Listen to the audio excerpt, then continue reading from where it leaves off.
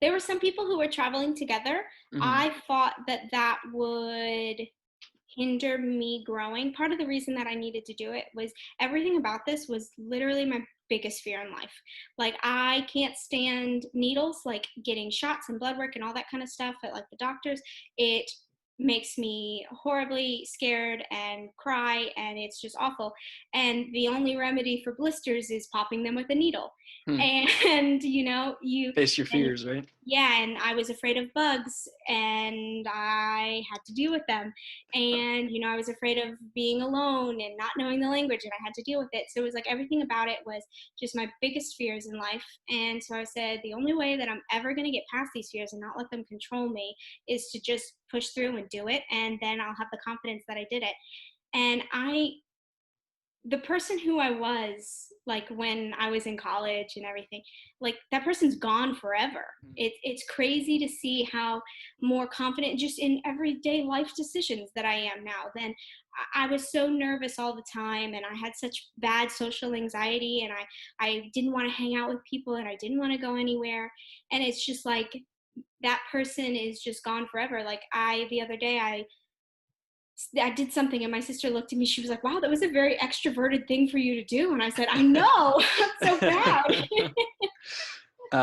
What do you think, like, what was the switch or the flip that made you maybe want to, you know, put yourself out there or try different things or face your fears?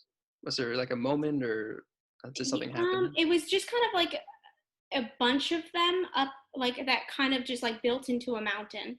I knew that I was afraid of all of these things, and I knew that I wanted more than what I was. I mean, I was afraid, like, even in college, I'd go home. I lived 7 hours away, and I'd go home once a month. Like, that's Hmm. crazy to drive 14 hours to see people for like one day, you know, but I just like couldn't get away. I couldn't break away from being afraid and not and needing my family and stuff as support. And not that I don't need them now, I definitely do all the Hmm. time. You can Of ask anybody, course. Yeah. always asking for help.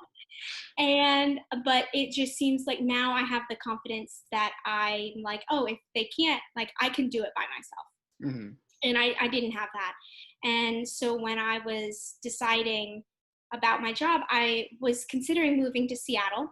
I've always wanted to be in Washington, or I would even go to Oregon.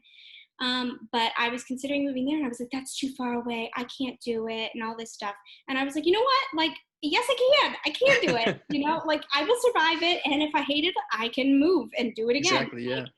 And nothing is permanent. That was something that I was constantly looking for the future and setting things up and doing it the right way and making sure that I was um, like not missing a step so that the next thing can be good. And I was like, you don't have to live your life like this, you know, like Hmm. I can do the right things, but if I make a mistake, it's okay too, and I can reevaluate and make another decision next time. Yeah. And that was something that I definitely learned along the way that has made me a stronger person now.